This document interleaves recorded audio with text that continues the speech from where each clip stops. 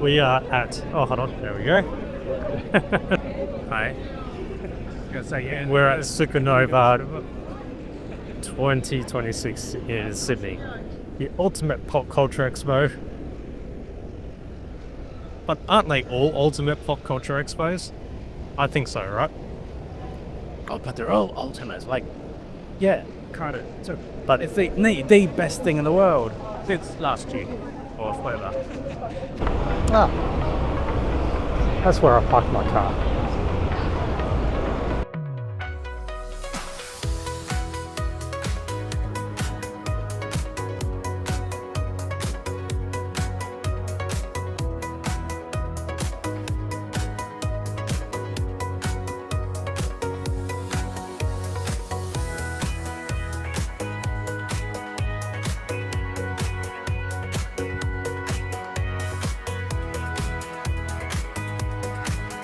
Alright, that's cool. So you've got Neil Fanning, the voice of Scooby-Doo. And also John Jarrett. All there. Imagine the two of them teaming up, Mick Taylor and Scooby-Doo. I was like, oh, winner.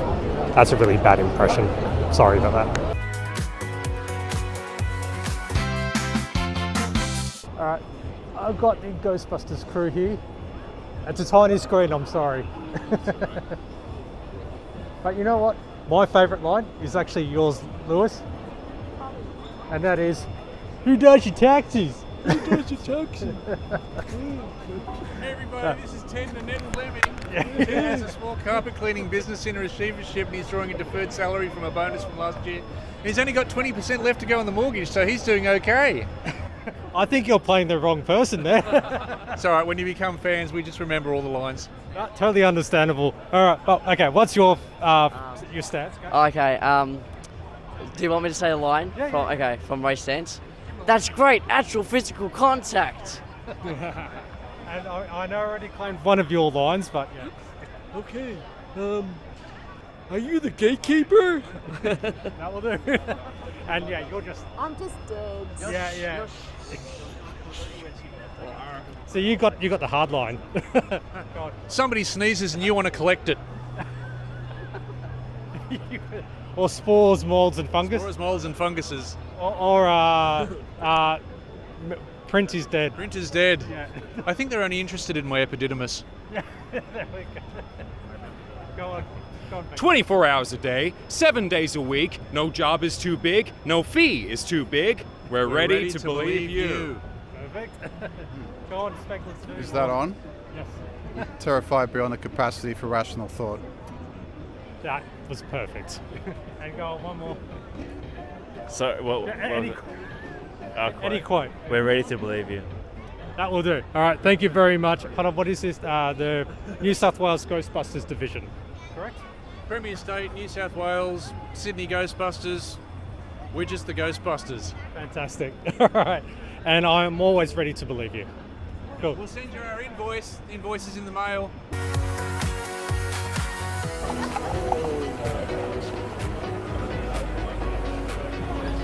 just stop doing it. Yeah, I just...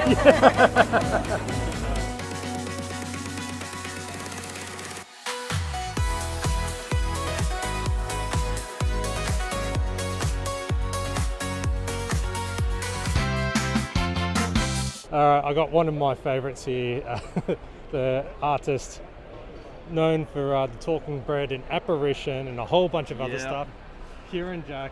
Hey, how you doing, man? Good, it's been a while since we actually had a bit of a good old chat. But please tell me what have you been up to since we spoke last? So I've been busy. As you can tell, there's a few new titles out since last time. We just finished up on a new horror series called Extinct. The first issue has just dropped this weekend. If I can find it, here we go.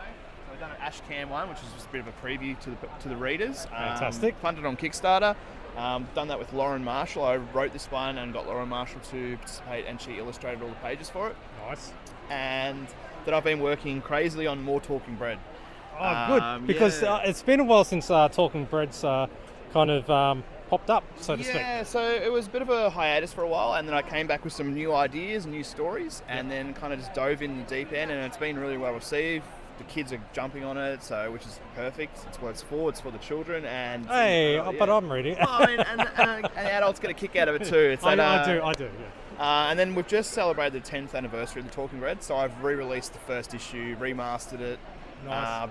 I dare say George Lucased it, and just released it last month. So it's been busy. It's been a busy few months. That's fantastic. Yeah. So, you got any other side projects or any future things coming up that can you talk about? Yeah, so I'm working on an animated series at the moment. So I'm trying to get that off the ground, but I'm working at the early stages of it. Yep. Hence why I've re-released the first issue to try and get my head around the story and storyboarding. So I've just finished a degree in animation, so I'm kind of jumping in the deep end there.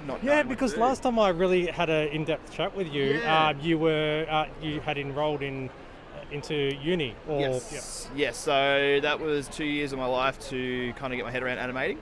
Doesn't mean I'm going to stop making comics, because that's my first love, comic books. But going to try and do some animation. So we'll see how we go. I'm early stages, very early stages. A lot more labour intense than what making a comic book is. So. Oh really? So it's not. No. So I thought everything being on like computers or whatever, but no. No. It's quite intensive. So it's going to take a little bit longer than a month to produce a comic book. So. Cool. And what advice would you give for someone who's trying to get into the industry? Just practice. Get your first practice, but also make sure you get your book out into the world, because the longer you delay it, the harder it's going to be, and you need to get it out into people's eyes. They want to see it, they want to know what you're doing, they want to enjoy it. So don't be deterred, just put it out there. Correct. Cool. Yeah. Indie or major publishing would you prefer? Indie publishing gives you the freedom to do what you want. Getting it published with a publisher means that you get it out to a larger scale audience. It is nice to do that, but I find that indie publishing means that the buck stops with me, and I'm not worrying about keeping publishers happy. Cool. And you think Kickstarter and the likes of like Indigo, or those ones have been very, very helpful? They have been very helpful. I've tried in the past with publishers. It is a hard market to break, but it's something if you're really passionate about and you've got the time and energy to do it, definitely try publishers as well. Cool. Kieran, it's been absolutely awesome to talk to you again. Always great to catch up with you. Oh my goodness, this one caught my eye. You got to tell me all about your costume. This is Scarlet Overkill 2.0. I did make this a couple of years ago with a fabric skirt, which really wasn't what I wanted to do. So instead I've gone with a foam skirt to look like foam metal. And her lava gun, and And how heavy is? Wow. How comfortable are you right now? It's on actually a rolling cage. You probably can't see that from here, but there's no weight on me at all. I can hear it. Yeah, and it zips out, so I can step in and out and do all the important things. Oh, excellent. That is an incredible outfit, costume, cosplay. Yeah. Oh yeah, there we go. You can hear the wheels. I just can't walk very fast. Okay, cool. But at least you can get your toilet breaks, right? Absolutely, most important. The person who I am about to talk to now looks like, has, I should say, is actually an accomplished screenwriter. I'm Margaret M. MacDonald, and as he said, I'm a screenwriter, but I'm also a novelist, and I'm here with my Phoenix Effect novel series, which is an epic 6-part sci-fi saga, and I've got the first 3 books here now, book 4 coming very, very soon. Oh, 6-part? I bought the first one, so I've got a whole lot in front of me. Yeah, you do. But it's an exciting read, and with a screenwriting background, it's very cinematic, so, keeps the pages turning. Can you, are you allowed to explain what you've worked on with your screenwriting? Any projects, or is it a bit of an NDA?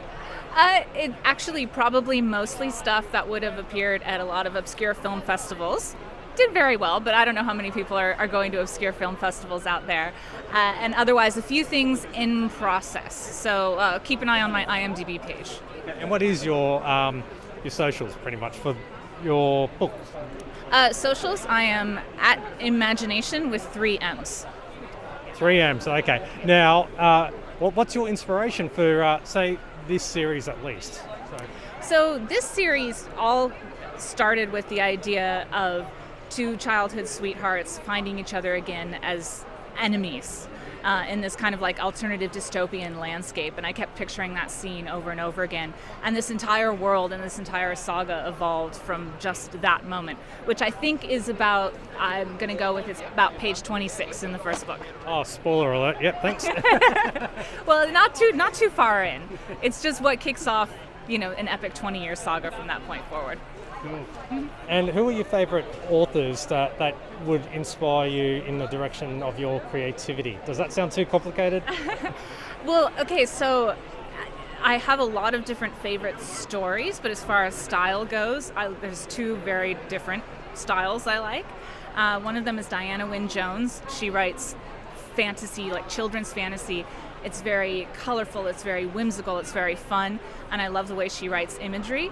But then I also love Stephen King because his writing is super visceral and kind of dark, and you sort of feel it. So weirdly enough, I kind of feel like I combine the two. Fantastic. And where would you like to see your Phoenix Effects series go towards? Epic HBO series for sure. Oh, okay, so... Yeah, okay, I can see that, yeah. Everyone will go definitely down the George R. Martin type thing. Yeah, definitely. Do you think it could be translated to a graphic novel series as well, perhaps, or...? Oh, definitely. It definitely loans itself to a graphic novel series, and at one point it is something that I was thinking of evolving the story into, and it became the novels first, but because of the cinematic style and the fact that it's got lots of action and it's got lots of, cool... locations, it loans itself to graphic novel as well. Margaret, thank you very much for having a chat. And thank you. Enjoy the rest of your day.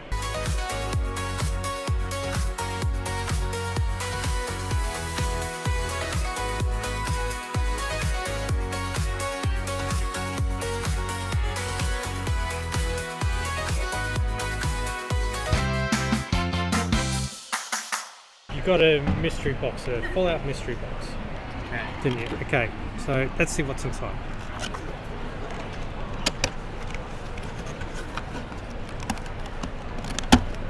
So these are the $90, $100 ones. So it's basically the biggest one. Alright. This I bought separately, but they just chucked it in the box. Okay, the rest of it is the actual mystery stuff. So I got the Nuka-Cola Collectron guy, mystery Mentats pack. Alright, mystery pin, whatever that will be. That's sealed at the moment. Oh, nice. Nuka-Cola air freshener, that'll go well. Oh, and the Nuka-Cola pin magnet. Funny thing is that someone was actually walking around today in that costume, so she actually did it pretty well. And this is the Nuka Victory, which I got last year, but that one remains wrapped. This one, now that I have surplus, I can consume because they do not sell here. So yeah, they are not. So that's a beverage? Yeah, it's consumed. This is what's it, Jones, some company called Jones. They're the ones who were. They were the one who they were merchant, like they were licensed. They were licensed by Bethesda to do the production of real life Nuka-Cola flavors, and yeah, so you might be able to see it through the bubble wrap maybe. But this is Nuka-Cola Victory flavor, so it's kind of like a peachy color. I don't know what the actual taste is yet, but I got the same one last year. So like I said, now that I've got surplus, I can drink this one and see how it goes. But yeah, Jones drinks they're not on the market here. So yeah, they're, back in the US, they're probably, every common place, Costco, whatever. Here, they're not anywhere, so they're a rarity. And that is, this is going to be like a model of sort of like a assemblable model. Last year I got the Pridwen chip, Pridwen, forgotten how to pronounce it at the moment. But that's sealed, so I might have to do that later. How much did that cost you? So this was the $100, the $90 or $100, one or two. But it's one of the Lucky Dip boxes. They have a couple of others. They have a couple of smaller ones, but this was the biggest one. Yeah, I'm always that's the whole idea of lucky dip. You just you're hopeful. You're hopeful whatever you get from it, and you just go with it. And I've also got I unfortunately actually crushed the box a little bit, but got a cut. This was from a Vault 511 is what they call themselves, but they're actually associated with a New Zealand-based charity, or kind of like joint venture charity here, sort of thing. But they were selling these for $35 each, so it's a mystery thing. Okay, so it's just, there's stuff in it. It's meant to be a mystery. They're meant to be mystery boxes, but this was they were sold by a charity, so you can't exactly ask for discounts. I wasn't asking for one anyway, but charity is charity. I got Jet from Mama Murphy, Fallout 4 reference. Berry Mentats in Fallout 76. They give you intellect and perception, where you can see anyone with a heat signature through walls. Couple of embroidery patches. Keyring. And from another store, I got basically custom printed shirts. So I got Coca-Cola design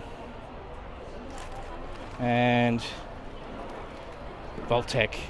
I think you're a Fallout fan. I don't know, maybe, am I? I don't know.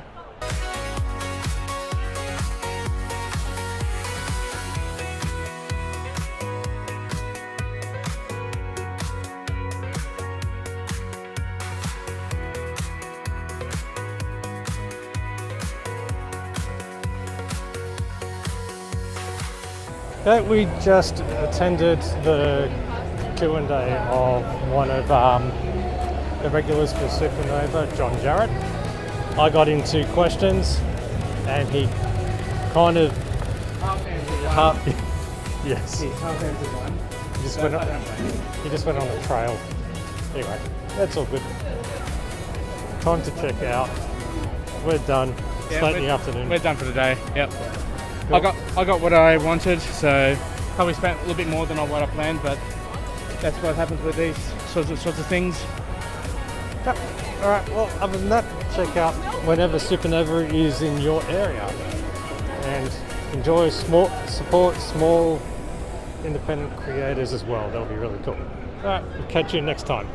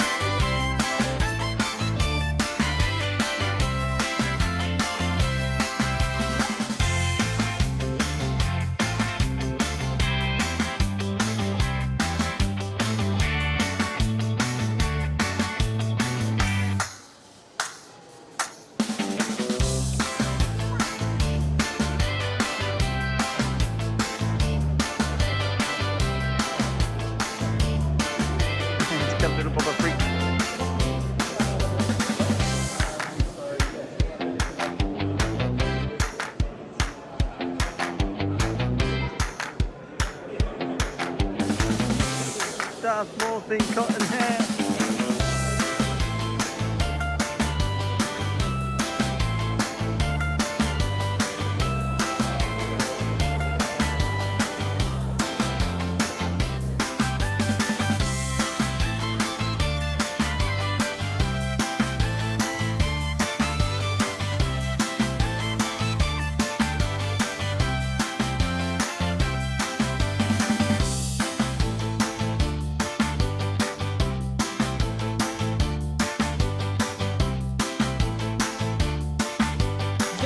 So